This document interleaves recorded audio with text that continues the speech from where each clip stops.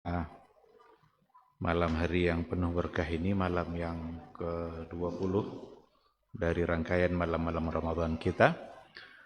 Kita masih memiliki semangat iman dan kesehatan. Nikmat iman dan nikmat sehat itulah yang bisa membuat kita hadir di rumah Allah pada malam hari ini. Mudah-mudahan ibadah tarawih kita pada malam hari ini dicatat sebagai amalan semalam penuh, karena kita sholat bersama imam sampai selesai. Dalam hadis Nabi dikatakan, man shalla ma'al imami hatta yansarifa kutiba lahu qiyamul lailah. Barang siapa yang sholat bersama imam sampai imam itu selesai, kutiba lahu qiyamul lailah, maka dicatat baginya ibadah semalam penuh. Tapi bukan berarti pula setelah sudah dicatat beribadah semalam penuh, kita tidak lagi menghidupkan malam kita. Karena ketika dikatakan menghidupkan malam itu bukan hanya dengan sholat saja. Ada ibadah-ibadah lain yang sangat penting untuk kita lakukan dan kita perbanyak selain daripada ibadah sholat. Seperti membaca Al-Quran, berzikir, berdoa.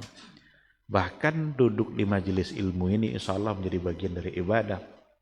Menjadi bagian dari bagaimana kita dicatat sebagai menghidupkan malam. Kita berharap pahala kita berlipat ganda pada malam hari ini dan juga pada malam-malam yang lainnya. Sama-sama kita juga memperbanyak ungkapan salawat dan salam untuk Rasulullah sallallahu alaihi wasallam. Allahumma shalli ala Muhammad wa ala ali Muhammad. Mudah-mudahan sosok figur yang paling mulia dari semua manusia yang ada itu hendaknya selalu kita tauladani, hendaknya selalu kita contoh. Kita coba terus memahami hukum dan sunnah-sunnahnya, tidak hanya sekedar untuk menjadi wawasan atau sebagai ilmu lalu titik di situ, tetapi ilmu yang didapat haruslah dibuktikan dalam kehidupan nyata. Jadi belajar terus bukan sekedar untuk memiliki ilmu, tetapi ilmu yang menuju amal. Apalagi kalau belajar sekedar hanya untuk mempersiapkan diri untuk berdebat. Ada orang belajar hadir majelis ilmu sekedar untuk mencaci bahan berdebat. Tidak ada gunanya. Islam bukan untuk diperdebatkan, Islam untuk diamalkan. Sekecil apapun ilmu yang kita pahami, tidak ada artinya kalau seandainya tidak kita amalkan. Bahkan pujian-pujian Allah untuk orang-orang yang berilmu, itu sesungguhnya adalah pujian sekaligus untuk mereka yang mengamalkan. Tidak hanya sekedar pada ilmu itu saja, tapi ilmu yang diamalkan. Semua kita barangkali sudah menghafal ayat-ayat yang di situ Allah memuji orang-orang yang berilmu. Hal yastawil ladzina ya'lamuna wal ladzina la ya'lamun? Apakah sama orang yang berilmu dengan yang tidak? Tapi kapan mereka bisa berbeda? Ketika orang berilmu itu mengamalkan ilmunya. Kalau seandainya orang berilmu lalu dia tidak mengamalkan, jangan-jangan dosanya lebih besar daripada yang tidak mengetahui. Ketika Allah katakan yarfa'illahu allazina amanu minkum wallazina utul ilma darajat. Allah mengangkat derajat orang-orang yang beriman dan orang-orang yang mereka diberikan ilmu. Yang dimaksud dengan diberikan ilmu di situ adalah ilmu yang mereka amalkan. Pada saat itulah baru derajat dan kemuliaan mereka tinggi di sisi Allah Subhanahu wa taala. Mudah-mudahan Allah selalu membuka pintu hati kita, memberikan semangat untuk belajar terus dan sekaligus semangat untuk mengamalkan ilmu yang kita dapatkan. Sama-sama kita berharap juga di akhirat kelak kita mendapatkan syafaat dari Rasulullah sallallahu alaihi wasallam. Syafaat itulah yang akan kita tunggu-tunggu pada saat hari yang sangat sulit, pada saat dimana semua kita merasa amalnya kurang, yang paling kita harapkan justru adalah syafaat dari Rasulullah sallallahu alaihi wasallam. Ikhwati fillah, ma'asyiral hadirin wal hadirat, rahimani Allah wa iyyakum. Untuk tausiah kita pada malam hari ini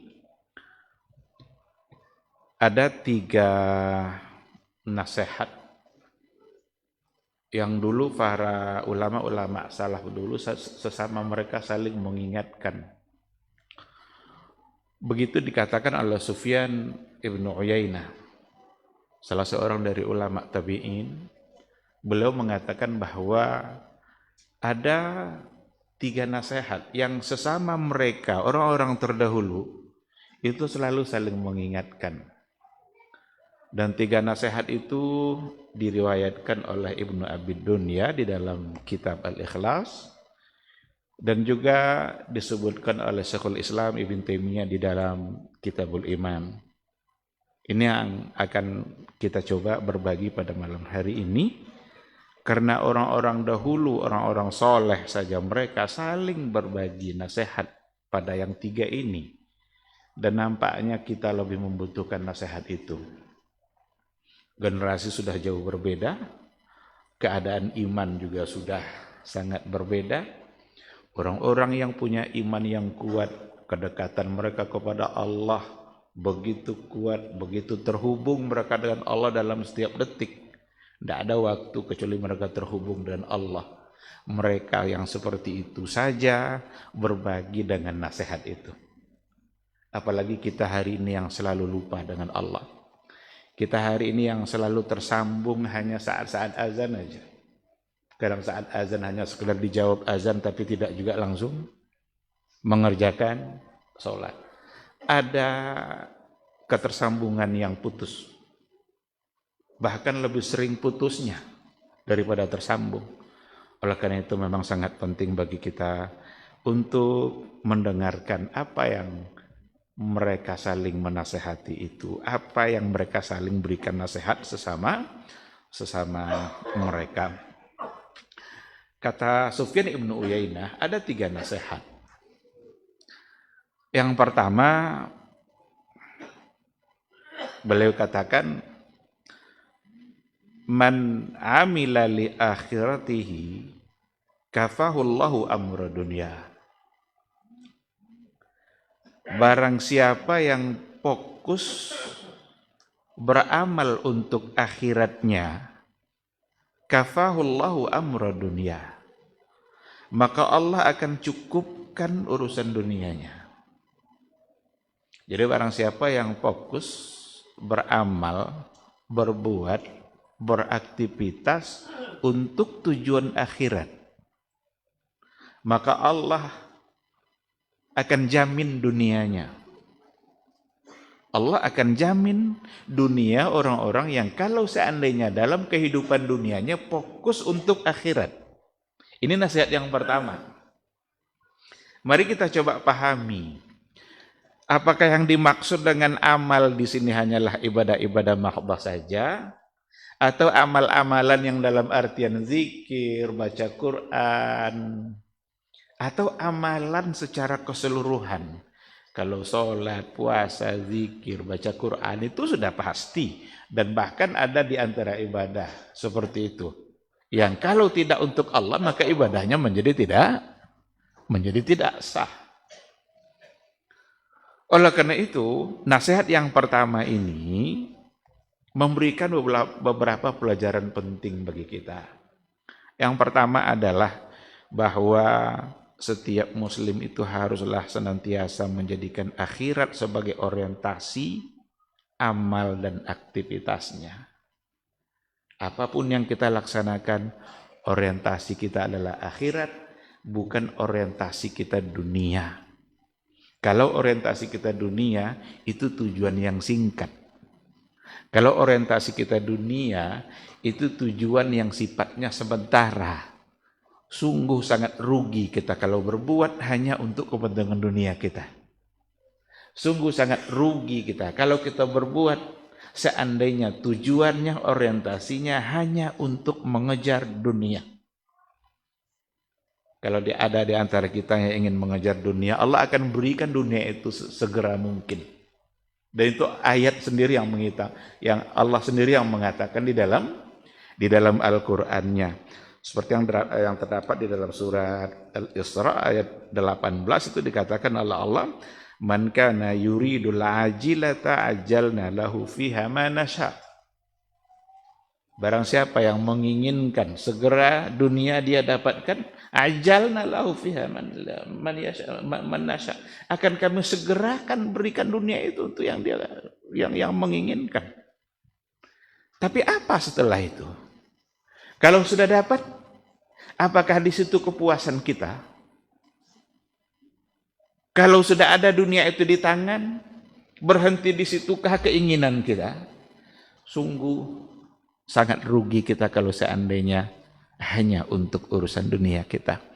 Oleh karena itu, barang siapa yang berbuat dan tujuannya, orientasinya adalah untuk akhirat, Allah sendiri yang akan menjamin dunia kita. Tapi kalau seandainya tujuan kita untuk dunia kita tidak akan mendapatkan dunia itu kecuali sebatas apa yang sudah dicatat jatah dunia kita. Kalau kita habiskan waktu untuk mengejar dunia, tidak akan kita dapatkan kecuali apa yang telah dituliskan oleh Allah yang menjadi milik kita di dunia. Sementara kalau untuk akhirat kita bisa dapatkan, sementara dunia Allah sudah jamin. Maka ada dalam sebuah hadis qudsi dikatakan juga, "Ya bna Adam, tafarrag li'ibadati, amla sadraka ghinan wa asuddu faqrak." Wahai anak Adam, tafarrag li'ibadati. Fokuslah kalian untuk beribadah kepada saya. Kalau itu yang kalian lakukan, amla sadraka ghinan, saya akan penuhi dada kalian dengan kekayaan. Wa asuddu faqrak, dan akan saya tutup kefakiran kalian. Bukankah orang selama ini mengejar kekayaan? Bukankah orang selama ini mengejar dunia?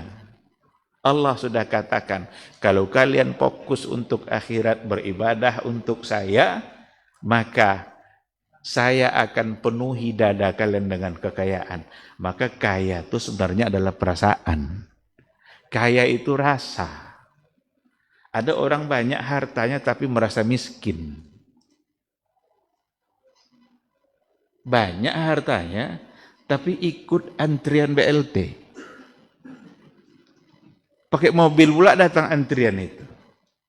Ada jatah-jatah yang seharusnya hanya untuk orang miskin, dicari-cari surat miskin. Bukankah itu berdoa supaya jadi orang miskin? Ada jatah beasiswa. Beasiswa itu hanya untuk mahasiswa yang miskin. Ada dia kaya sebenarnya, ayahnya nyuruh uruslah tuh surat miskin tuh katanya. Ada sesuatu yang salah di sini. Dan kesalahan itu harus dirubah. Maka kekayaan itu rasa. Ada orang miskin tapi dia merasa kaya. Pada masa Umar bin Abdul Aziz, ketika dibagi-bagikan zakat itu, balik lagi zakat itu ke Baitul Mal.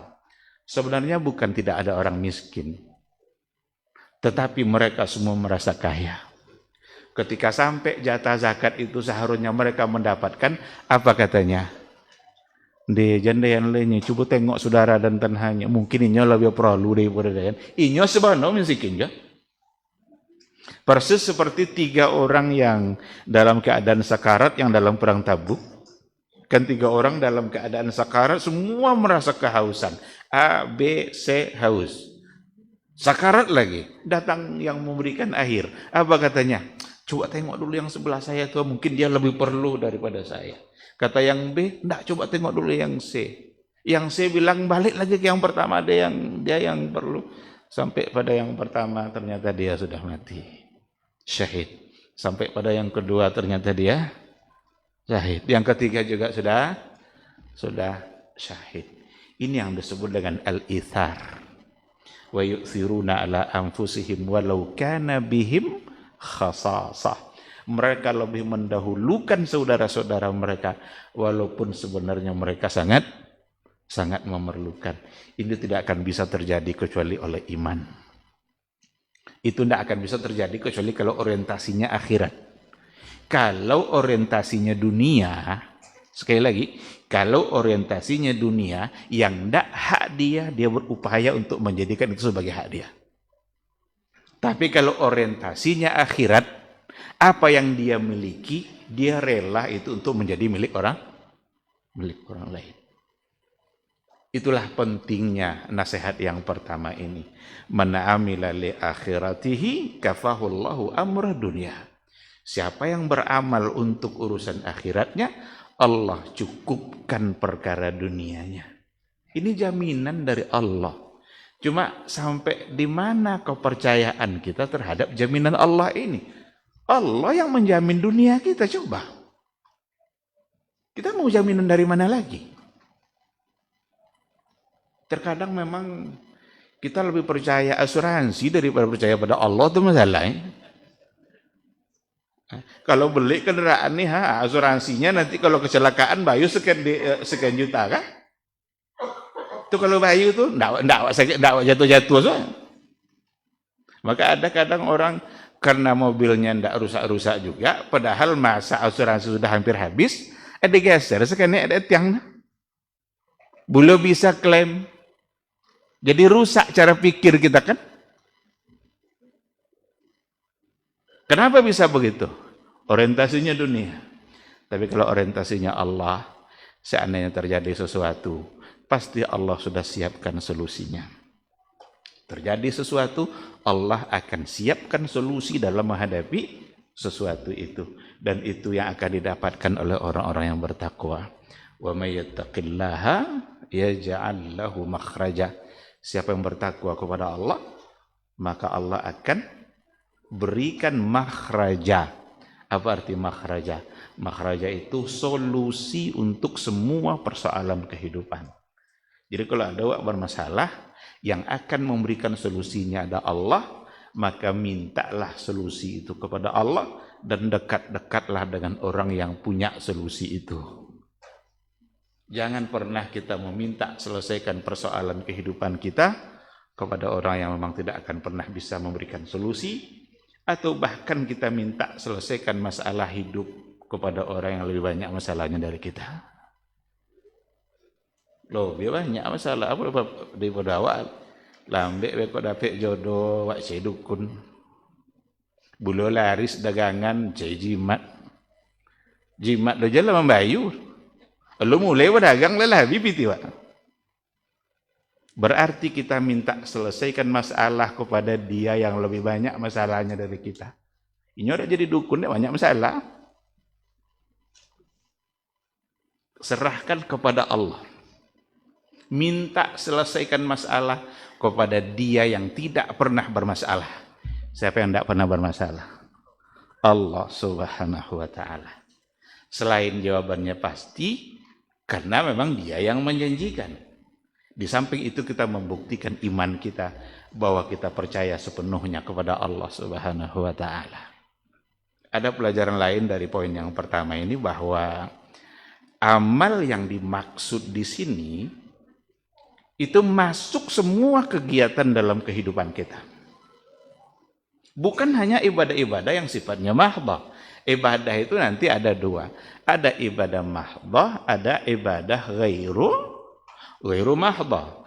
Kalau ibadah mahdhah, tata caranya, waktunya, kapan kita melaksanakannya, itu semua sudah diatur oleh Nabi. Ini tidak boleh kita buat-buat. Sholat subuh berapa rakaat, Isya maghrib berapa pula rakaatnya, itu tidak bisa kita buat-buat. Itu mahdhah. Dan tidak boleh kita akal-akali semata. Karena ada di antaranya kadang-kadang yang barangkali bisa saja oleh akal kita sedikit punya sisi untuk dipertanyakan. Apa dek subuh 2 rakaat, sedia ompek sedia. Nyuak segar-segarnya bau jago mandi. Sementara zuhur ponek lita sampai rakaat. Sudah zuhur yang 2 kan boleh copek makan. Kan enggak. Zuhur sampai subuh 2. Itu bukan untuk dipertanyakan. Itu untuk diimani dan dilaksanakan. Karena persoalannya ada pada ibadah mahdhah. Kalau berhubungan nanti dengan ghairu mahdhah, apa saja yang kita kerjakan dalam kehidupan kita, kalau kita bawa Allah dan kalau kita niatkan untuk mengikuti Rasul kita, maka amal-amal dunia kita semuanya akan menjadi ibadah. Inilah indahnya Islam, dan hanya Islam yang seperti itu. Tidak ada agama yang bisa memberikan pahala setiap detik waktu kita kecuali Islam. Apa aja yang kita kerjakan? Sarapan pagi bisa menjadi ibadah. Bagaimana caranya? Niatkan sarapan pagi kita agar fisik kita kuat, karena setelah kita itu akan mencari nafkah, sementara mencari nafkah adalah kewajiban saya sebagai seorang suami. Sarapanlah itu, baca bismillah. Ingat, nikmat ini datangnya dari Allah. Mulailah sarapan itu. Nanti ketika nutrisi sudah masuk, fisik kita akan menjadi kuat, mulai kita bekerja, mencari nafkah itu sendiri akan menjadi ibadah. Karena sepenuhnya kita yakin bahwa saya mencari nafkah ini adalah karena kewajiban saya sebagai seorang suami. Ada istri yang ingin saya kasih makan, ada anak yang perlu dikasih makan, dan itu kewajiban saya. Saya kerjakan ini untuk Allah. Jadilah mencari nafkah kita ibadah. Itu kalau lacon itu ya ndak akan mengincu ya itu ngapa kojol tuh. Karena dia menyadari bahwa dia sedang beribadah. Saya sebagai seorang hakim, contoh nih, hakim itu memutuskan persoalan yang terjadi di tengah-tengah masyarakat. Niatkan, ketika saya memulai pekerjaan sebagai seorang hakim, sesungguhnya saya sedang beribadah. Karena diperlukan untuk memberikan pelayanan agar masalah masyarakat bisa diselesaikan. Maka setiap keputusan-keputusan saya harus benar dan harus baik. Karena saya berbuat adalah karena Allah Subhanahu wa Ta'ala. Itu kalau jadi itu hakim dia, tidak kena omunya mengicul. Kenapa sulit sekarang mencari keadilan? Karena hakim bekerja bukan untuk akhirat. Tapi hakim bekerja untuk dunia. Kalau kau untuk dunia, bayar amplop, tentu selesai. Berapa banyak hukum yang bisa dibeli dan bisa juga dijual. Kalau ada hakim sekarang tidak wangi doh. Dan tidak peduli, wangi lah. Saya menyampaikan pesan agama. Kalau mau jadi hakim, bekerjalah untuk Allah. Bekerjalah karena Allah. Tapi kalau bekerja untuk dunia, yakinlah, tidak akan pernah kita mendapatkan keadilan. Apa kata Rasul? Lau anna Fatimata binta Muhammadin saraqat laqata'tu yadaha. Kalaulah seandainya Fatimah binti Muhammad dia yang mencuri, saya yang akan langsung potong tangannya. Siapa Fatimah? Anak Rasul. Siapa Rasul? Utusan Allah. Karena Rasul diutus juga selain daripada menjadi nabi adalah menjadi hakim, maka dia menjadi hakim itu karena Allah. Sehingga kalau seandainya Fatimah anaknya sendiri mencuri, maka dia langsungnya akan potong tangannya. Berani enggak hakim sekarang seperti itu? Sebagai seorang wartawan, bekerjalah dalam kewartawanannya itu karena Allah, bukan karena dunia. Kalau dia bekerja untuk dunia, semua berita bisa diatur asal dapat duit. Ini saya bicara fakta dalam kehidupan kita. Tapi kalau dia bekerja untuk Allah, karena Allah, yakinlah dia bahwa nanti di akhirat dia akan mempertanggungjawabkan semua kerja-kerja dunianya. Ini yang dimaksud man amila li akhiratihi. Siapa yang beramal untuk akhiratnya. Maka amal di sini bukan hanya ibadah mahdhah, bukan sekedar baca Quran, sedekah, infak. Itu kalau itu ndak untuk Allah itu keterlaluan. Kalau yang kojo-kojo tadi kan mudah untuk tidak karena Allah itu kan. Tapi kalau nanti tadi itu sedekah ndak untuk Allah itu keterlaluan. Rugi betul. Dan tidak akan diterima oleh Allah Subhanahu wa taala. Nah, oleh karena itu dalam Al-Qur'an juga dikatakan man amila salihan min dzakarin aw unsa wa huwa mu'min falanuhyiyannahu hayatan thayyibah wa lanajziyannahum ajrahum bi ahsani ma kanu ya'malun. Man amila salihan, barang siapa yang beramal saleh. Apa makna salihan di sini? Amila salihan. Sekali lagi, mahdhah wa ghairu mahdhah. Dan apa dasarnya, syaratnya? Wa huwa mu'min. Dan dia adalah orang yang beriman. Amal soleh yang dikerjakan oleh orang yang beriman. Ingat, ada sekarang kelompok liberal yang ingin mencoba untuk mengaburkan pemahaman. Katanya, orang-orang kafir pun, non-muslim pun yang tidak beriman kepada Allah, asal beramal saleh masuk surga. Jalan ndak Islam. Asal beramal saleh masuk surga. Aduh khusus rogo suin. Atau kalau cendek itu sapu tekan masuk neraka lah. Memang kacau pemikirannya. Dan digiring seperti itu. Itu namanya taskik dari orang-orang liberal. Sungguh Allah tidak adil kalau seandainya tidak membalas kebaikan orang-orang non-muslim. Allah Maha Adil. Dibaca deh Allah Maha Adil kan? Itu yang terkandang adanya. Padahal ayat ini man amila salihan min dzakarin aw unsa wa huwa mu'min. Berarti wa huwa mu'min. Iko kalau dibawa ke dalam ilmu nahu, waw itu namanya waw lil hal.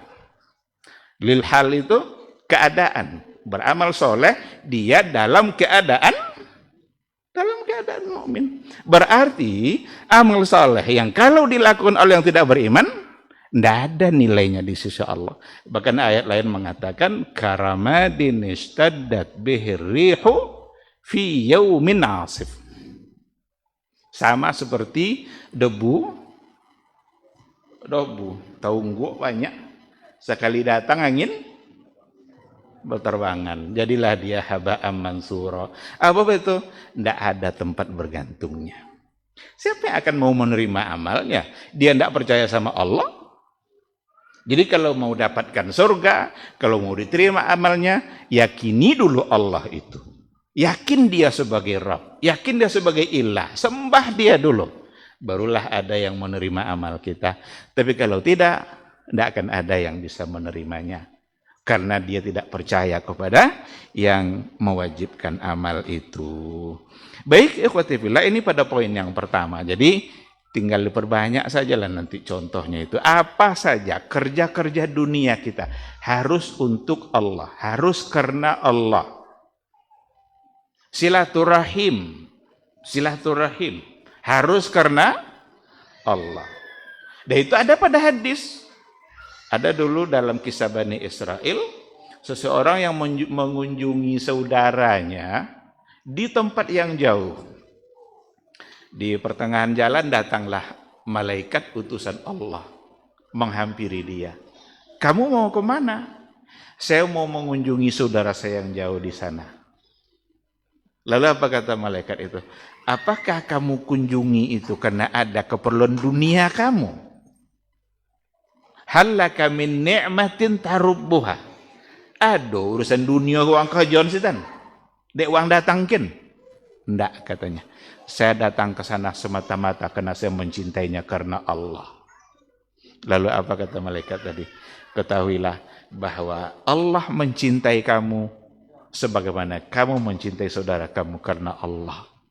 Ternyata yang datang tadi adalah malaikat. Jadi kalau ingin bersilaturahim, niatkan dulu untuk yang pertama sekalinya adalah karena Allah, karena silaturahim adalah sebuah ibadah, menjalin hubungan kekerabatan itu adalah sesuatu yang dianjurkan agama, maka niat pertamanya adalah untuk Allah Subhanahu wa taala. Setelah itu barulah diikutkan nanti dengan niat-niat yang lain yang tidak di luar koridor keridhaan Allah. Jadi boleh enggak ada tujuan-tujuan lain kita selain yang tadi? Karena perlu nanti pada banyak hal, umpama ketika dikatakan bahwa menuntut ilmu itu harus ikhlas karena Allah. Apa makna ikhlas karena Allah? Sekarang mahasiswa kuliah ingin ijazah. Apakah ketika dikatakan ingin ijazah langsung dianggap tidak ikhlas? Nanti dia akan mencari pekerjaan. Atau ada orang yang bekerja, apa kojo, umpamanya diberinya keahlian oleh Allah Ta'ala, pintar memperbaiki komputer. Ahlinya mau bidang-bidang komputer kan? Atau HP. Bisa lainnya memperbaiki HP-HP rusak. Agama menyuruh kita untuk bekerja ikhlas. Apa mau kasih? Sudah beki, beki HP ha? Lah Pak, lah selesai. Bapak upah Pak, ada ikhlasnya. Tidak, mengambil upah apakah bertentangan dengan ikhlas? Ini yang saya maksud tadi, tujuan-tujuan lain yang kalau memang masih dalam koridor keridhaan Allah. Sebagai seorang ayah kan berkewajiban mencari nafkah. Itu kok jauh mencari nafkah. Lah selesai dibagi Honda yang nyusak tadi kan panci, umpama lah sudah bagi bola bang dan ikhlas. Tabukan makan anak apa? Nah, bukan berarti nanti dia mengambil upah lalu tidak ikhlas. Ikhlas karena Allah tuh dia berbuat secara jujur. Sehingga kalau bisa busi itu beki lalu ya kok enggak bisa lepak nyoke busi kan dijual kok di nya bisa dibeki sebenarnya. Ancak busi dulu cuma ada masalah kan digesek-gesek kan aja amplas ndok selesai. Kalau dia ikhlas karena Allah, dia tidak akan menipu dalam kerjanya. Mana bisa dibeki-beki. Dia bengkel kan kau jual untuk membikin nusa kan. Kalau mengganti bau enggak bengkel banyak orang bisa. Yang bengkel lo mau bayar rusak jadi elok. Kalau dia ikhlas karena Allah, maka dia tidak akan sama sekali. Dia tidak akan menipu dalam kerjanya. Begitu dalam semua pekerjaan. Lah satu. Pendek aja lahnya dua. Lai dua lah. Yang panjang-panjang. Jangan suruh tadi ceramah lo ada lu kan. Anda usahnya salat lu nya. Sudahlah ku azab sudah kedengannya. Ajalah.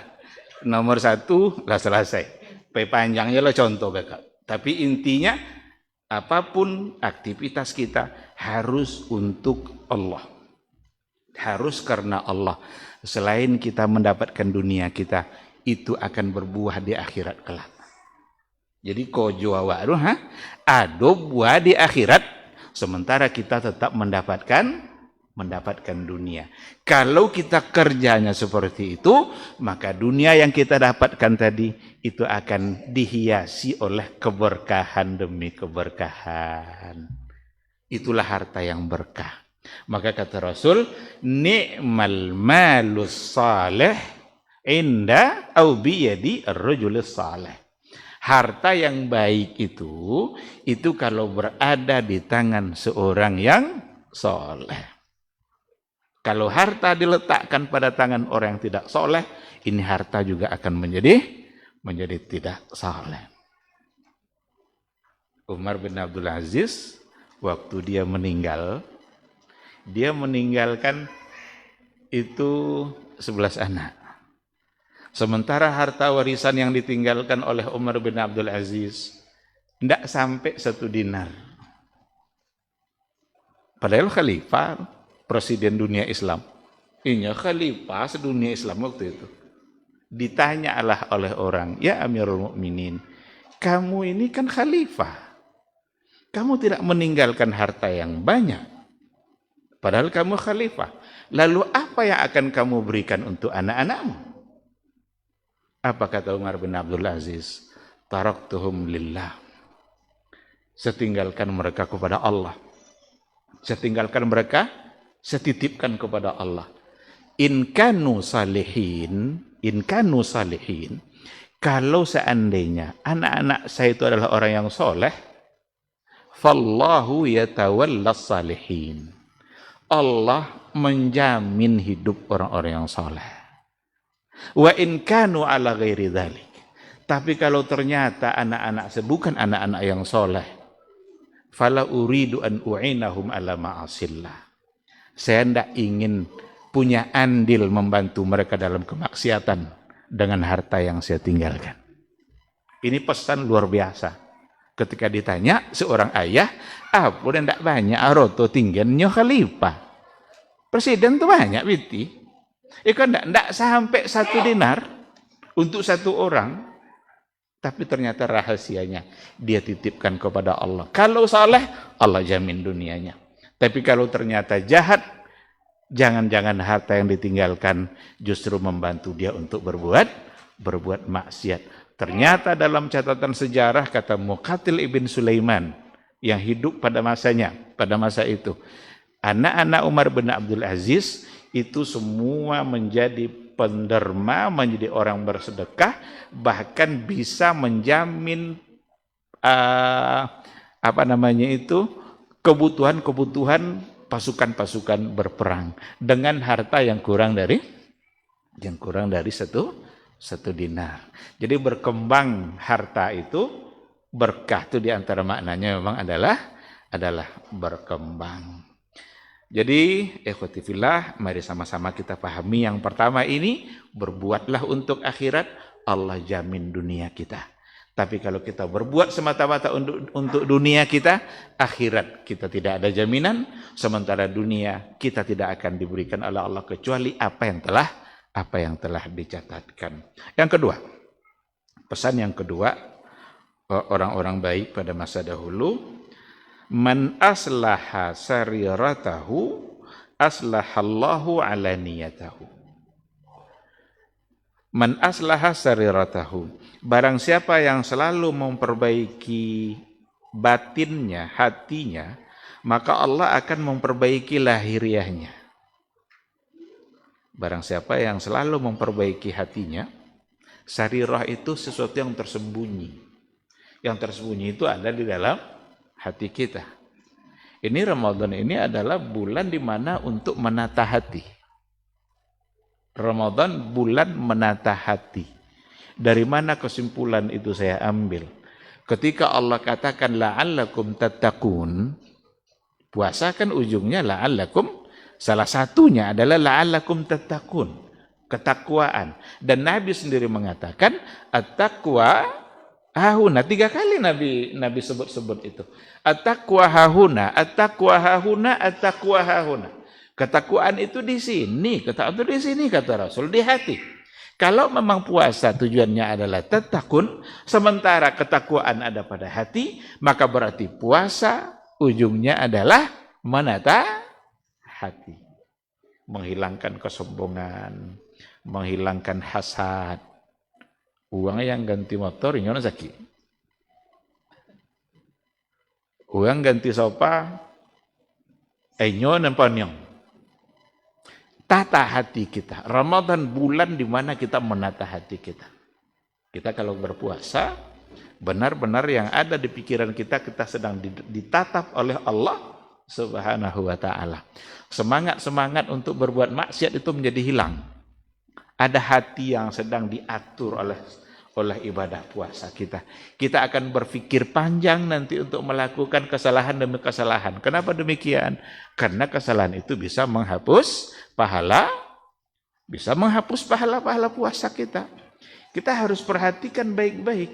Jangan hanya sibuk untuk memikirkan perkara-perkara yang kalau kita lakukan nanti itu bisa membatalkan puasa, umpamanya makan, minum, berhubungan suami istri.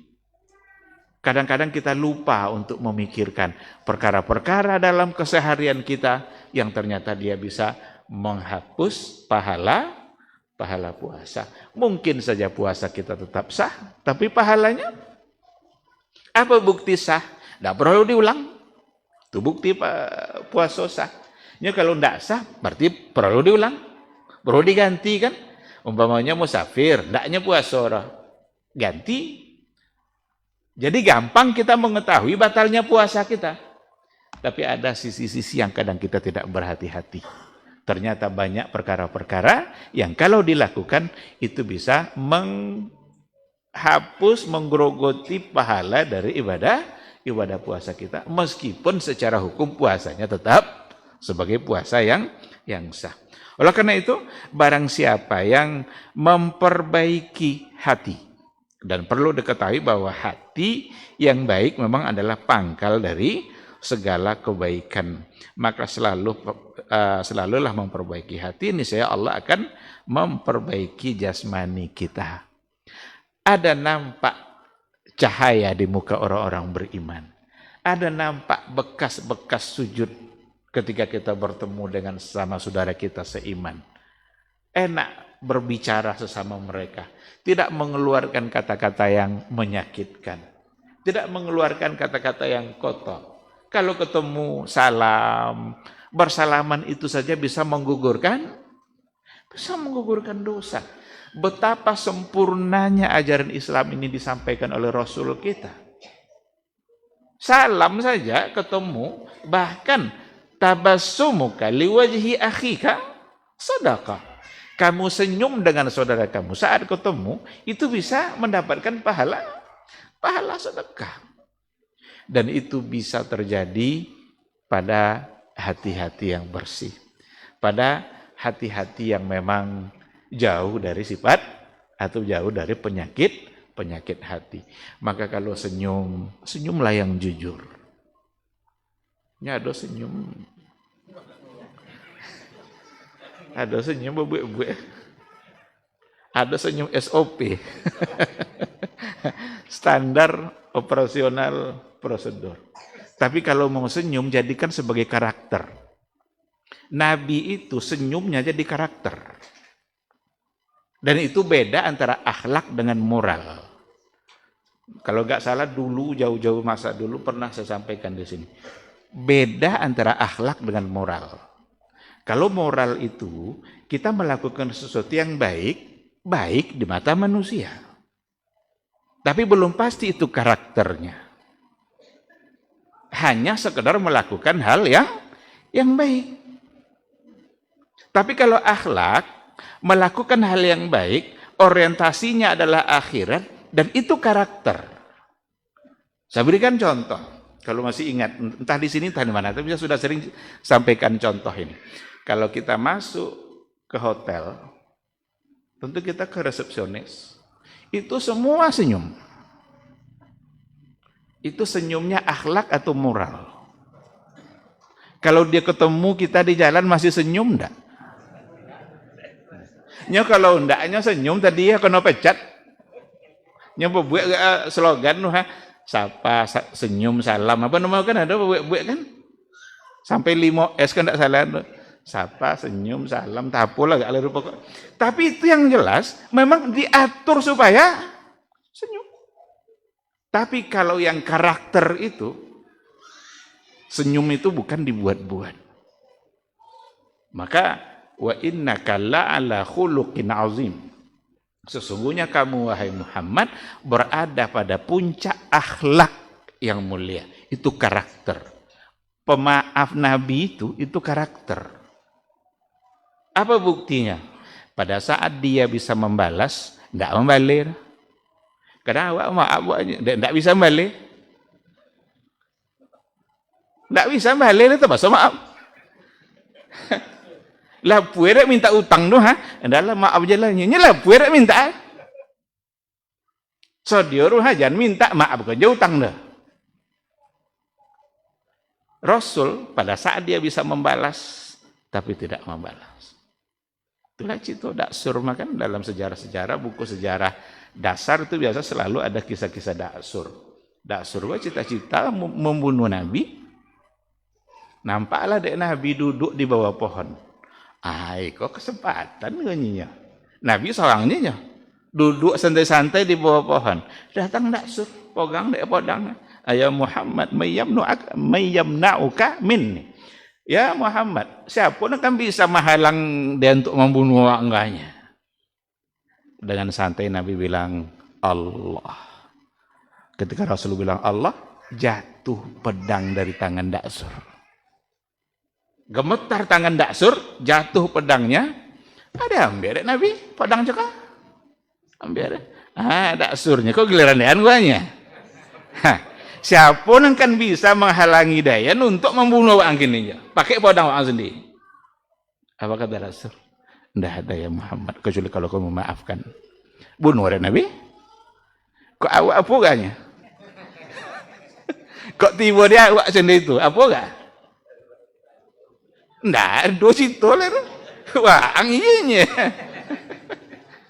Anak mencuci bolo anginnya. Maka puasa kan salah satunya untuk mengendalikan itu kan. Insatamahu ahadun. Apabila seseorang yang insatamaka ahadun menghina kamu atau mengajak untuk berkelahi, apa kata Rasul? Kul ini saim. Jadi awak tengah puasa, berarti puasa mengendalikan dendam. Puasa membersihkan hati. Kalau ada orang nak membantah bertinju, tinggal sabu ya. Ini saim. Ndaknya, Pak. Saya berpuasa. Tapi jangan ditambah. Kok nak iyo juga, kok sudah bukanya kan? Itu tidak bisa.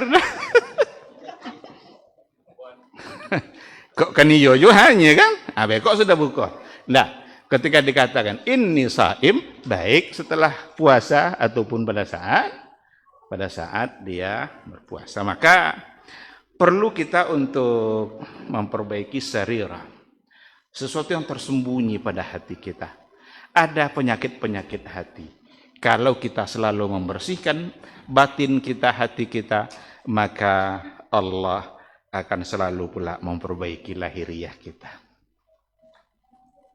Allah yang menjaminnya. Bukan pula berarti nanti kita tidak akan mendapatkan musibah-musibah atau tidak mendapatkan ujian-ujian dalam bentuk sakit. Enggak. Tapi ketika Allah uji kita dengan itu adalah hanya sekedar cara untuk meningkatkan kemuliaan kita. Yang jelas kita fokus untuk memperbaiki hati kita, maka Allah juga akan menjamin bagaimana lahir kita, bagaimana keadaan-keadaan di dunia kita. Ini yang kedua. Yang ketiga, pesan ulama-ulama salaf dulu sesama mereka adalah man aslaha ma bainahu wa bainallah aslahallahu ma bainahu wa bainan nas. Siapa yang selalu berupaya memperbaiki hubungan antara dia dengan Allah, maka Allah akan memperbaiki hubungan antara dia dengan manusia yang lain. Jadi kalau kita fokus memperbaiki hubungan antara kita dengan Allah, apa makna hubungan antara kita dengan Allah? Yang pertama sekali yang harus beres hubungan antara kita dengan Allah itu sesungguhnya adalah pada persoalan tauhid, pada persoalan akidah, pada persoalan iman. Bagaimana kita benar-benar mentauhidkan Allah, bagaimana kita benar-benar kenal dengan Allah, dan pada saat yang sama bagaimana kita sejauh mungkin berada dari kesyirikan. Kita jauhkan diri kita dari perbuatan syirik. Jadi hubungan pertama kita dan Allah itu ya dalam persoalan tauhid, persoalan akidah. Kadang kita terjebak pada kesyirikan demi kesyirikan. Mungkin kita sadar, mungkin kita tidak tahu. Maka kita perlu belajar terus. Karena kalau sekali terjebak kepada kesyirikan dan kalau seandainya tidak kita bertaubat kepada Allah, dosa syirik itu dibawa sampai mati nanti. Ini yang ayat innallaha la yaghfiru ayyushraka bih. Allah tidak mengampuni dosa Kalau dia berbuat syirik, seseorang itu berbuat syirik, la yaghfir. Allah tidak mengampuni. Tapi Allah bisa mengampuni dosa-dosa yang selain syirik, liman yasha, bagi siapa yang dia kehendaki. Oleh karena itu, yang pertama sekali hubungan antara kita dan Allah yang harus kita bereskan adalah persoalan tauhid. Dalam beribadah kita, sudahkah benar-benar kita hanya untuk Allah? Inna salati wa nusuki wa mahyaya wa mamati lillahi rabbil alamin. Ibadah kita, sholat kita, hidup kita, mati kita, sesungguhnya semuanya hanyalah untuk Allah. Ini persoalan tauhid. Kalau persoalan tauhid yang sudah bermasalah, ada hubungan antara kita nodai hubungan kita dengan Allah itu dengan perbuatan syirik. Ikhwati fillah ma'asyiral hadirin wal hadirat rahimani Allah wa iyyakum. Ketika Allah berjanji untuk memperbaiki hubungan kita dengan sesama manusia, coba kita muhasabah diri kita dalam kehidupan kita, bagaimana hubungan kita dengan yang lain. Contoh, suami istri, kan dia dengan yang lain, suami istri. Kalau banyak membantah suami istri, pasti persoalannya hubungannya dengan Allah nggak baik. Ini kata kunci. Kalau seandainya dalam kehidupan berumah tangga nggak pernah akur suami istri, coba kaji ulang. Baik nggak hubungan saya dengan Allah? Kalau ternyata tidak baik, perbaiki. Entah sholat yang selalu diabaikan, entah bersepakat suami istri dalam dosa. Mungkin enggak? Mungkin. Sangat mungkin sekali. Dulu sebelum nikah, aman-aman aja dia dengan rezeki yang sedikit. Dapat sedikit cukup, alhamdulillah. Ketika sudah menikah, mulai banyak keinginan. Dan terkadang keinginan itu bukan kebutuhan. Oleh karena itu, kebutuhan wajib dipenuhi. Tapi kalau keinginan, enggak ada. Sebagai seorang suami, berkewajiban untuk memenuhi kebutuhan istri. Kalau dia tidak penuhi, berdosa. Tapi keinginan, enggak. Kalau keinginan diikutin ya kacau ada. Apa contoh keinginan? 3 anak, nak 3 lo mobil, itu keinginan. Tapi apakah itu dibutuhkan? Belum pasti. Oleh karena itu kebutuhan wajib dipenuhi. Tapi kalau keinginan, tengok, berkaca. Siapa kita ini? Jangan sampai demi keinginan nanti membuat kita mendurhakai Allah Subhanahu wa ta'ala. Disinilah diperlukan sifat yang namanya qanaah, merasa cukup dengan apa yang ada. Maka qanaah itu kekayaan yang tidak pernah habis. Kata Imam Ali bin Abi Thalib, kekayaan itu adalah qanaah itu adalah ghina la yanfad. Kekayaan yang tidak akan pernah yang tak akan pernah habis. Maka tadi kita katakan bahwa kekayaan itu adalah perasaan. Laisal ghinaul mal walakinnal ghinaun nafs. Bukanlah kaya yang sesungguhnya itu ada pada harta, tetapi kekayaan yang sesungguhnya adalah pada jiwa. Ini bukan berarti kita tidak boleh cari harta. Tidak boleh memiliki harta banyak. Boleh dan dianjurkan. Sahabat dulu banyak yang kaya. Abdurrahman ibn Auf gagal jadi orang miskin. Coba bayangkan. Asal berdagang laku tahu ya. Satu ketika dijual ada kurma yang lebuak-buak, bulujan laku. Ternyata di hari itu ada orang yang khusus mencari kurma buruk. Gagal jadi miskin. Kenapa demikian? Karena kerjanya bersama Allah. Apapun yang dia dapatkan, dia tidak pernah untuk dirinya sendiri. tetapi adalah untuk yang lain. Makanya harta itu letakkan di tangan, bukan letakkan di hati. Kalau harta letaknya di hati, rusak hati kita dan sulit keluar.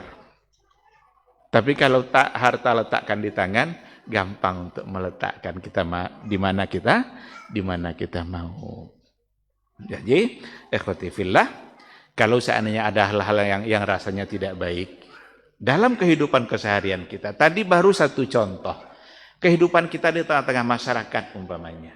Dalam kehidupan bermasyarakat kita dengan tetangga, jangan-jangan hubungan kita dan Allah sedang tidak baik. Di kantor umpamanya antara atasan dengan bawahan, bagaimana hubungan mereka, baik atau tidak? Kalau tidak baik, jangan-jangan persoalannya adalah dia hubungannya tidak baik dengan Allah. Lalu bagaimana cara agar hubungan kita baik dengan Allah? Apa yang harus kita lakukan agar hubungan kita selalu baik dengan Allah? Ada banyak cara. Yang pertama, sering-seringlah berkomunikasi dengan Allah. Fazkuruni azkurkum. Ramadan ini bulan berkomunikasi dengan Allah. Karena Ramadan adalah syahrul Quran. Bukankah Al-Quran itu kalam Allah? Pada saat kita membaca ayat-ayat Allah, membaca firman-firman Allah dalam Al-Quran, sesungguhnya kita sedang berkomunikasi dengan Allah. Ketika dikatakan ya ayyuhallazina amanu, kita harus merasa bahwa kita yang sedang dipanggil oleh Allah. Maka salah satu dari cara mentadabbur Al-Quranul Karim yang dilakukan oleh orang-orang soleh dahulu, cara mentadabburinya adalah dia menganggap bahwa ayat yang dia baca sedang ditujukan untuk diri dia. Itu cara bertadabbur. Jangan nanti ketika dibacakan satu ayat, kok sepulan makasih. Karena dulu umpama Ustaz ceramah dibaca ayat dia disabui arti dibuat contoh. Kok Ustaz kok nyinggung sepulan kayaknya. Enggak, Ustaz kok nyinggung dean. Karena ayat itu untuk kita. Bukankah awalnya ya ayyuhallazina amanu? Bukankah kita orang-orang beriman itu toh pada orang buat tunjuk? Setiap kali ada nasihat-nasihat disampaikan dalam Al-Quranul Karim oleh siapa saja, maka tujukan ayat itu kepada diri kita. Apa saja? Jangan mencuri, jangan berzina, jangan makan riba, jangan begini. Aku dayan tujuan. Itu tadabbur. Maka qiraah itu, membaca ayat itu harus haqqat tilawah. Allazina atainahumul kitaba yatlunahu haqqa tilawati. Kayak ittaqullaha haqqa tuqati. Bertakwalah dengan sebenar-benar takwa. Yang ayat tadi apa?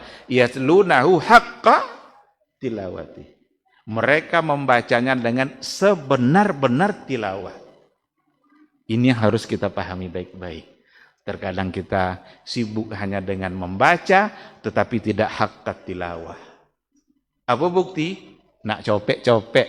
20 bagi tarwih tercepat di dunia. 7 menit bisa selesai 23 rakaat. Itu ndak ada haqqat tilawah. Karena target kita menyelesaikan bacaan. Kalau sekadar selesai bacaan sampai ke ujung tapi itu lain. Kalau haqqat tilawah yang sebenarnya adalah tilawah at-tadabbur wat tafahum. Bagaimana mentadabburinya dan bagaimana memahaminya. Al-Quran sesungguhnya bulan di mana kita berkomunikasi dengan Allah, karena Ramadan adalah bulan Al-Quran dan bulan di mana kita membaca ayat-ayat Allah. Sesungguhnya kita sedang berbicara dengan Allah Subhanahu wa Ta'ala. Baca dan amalkan, kemudian mengadukan jika ada masalah, tunaikan hak-hak Allah dalam bertauhid, jauhi dalam perbuatan syirik. Ini semua adalah bentuk-bentuk untuk menjaga hubungan baik antara kita dengan Allah. Jadi jaga baik-baik hubungan kita dan Allah, niscaya Allah akan jaga hubungan kita dengan sesama manusia. Sesama pengurus mama. Aduh juga kadang sesama pengurus. Enggak sikor loh, jangan setelah paham. Asiko akur-akur ini loh, si tanah dari mana-mana tanah. Nya sesama, sejajar. Tapi kadang enggak juga akur kayaknya. Lain rapat, lain cito di lu. Jangan-jangan hubungan dengan Allah sedang tidak baik. Jadi ini rumus, ini rahasia, jaga hubungan baik kita dengan Allah. Niscaya Allah akan perbaiki pula hubungan sesama manusia. Sekira ini tausiah kita pada malam hari ini, mohon maaf agak kepanjangan. Kadang kadang sisa-sisa hubungan tadi kan. Aku Ustaz lamu lo ceramah namanya basilon tadi ya kan. Jadi kita cukupkan sampai di sini. Mudah-mudahan bermanfaat. Pahamilah baik-baik 3 hal ini. Yang pertama, beramallah selalu untuk akhirat. Allah akan jamin dunia kita. Jaga, perbaiki terus hati kita. Allah akan perbaiki lahir kita. Dan yang terakhir, bagaimana kita selalu menjaga hubungan baik kita dengan Allah. Niscaya Allah akan jaga pula dan perbaiki pula hubungan baik sesama kita, sesama orang lain. Demikian, terima kasih, mudah-mudahan bermanfaat insyaallah. Kita tutup dan doa kafaratul majelis. Subhanakallahumma bihamdika asyhadu an la ilaha illa anta astaghfiruka wa atubu ilaik. Wassalamualaikum warahmatullahi wabarakatuh.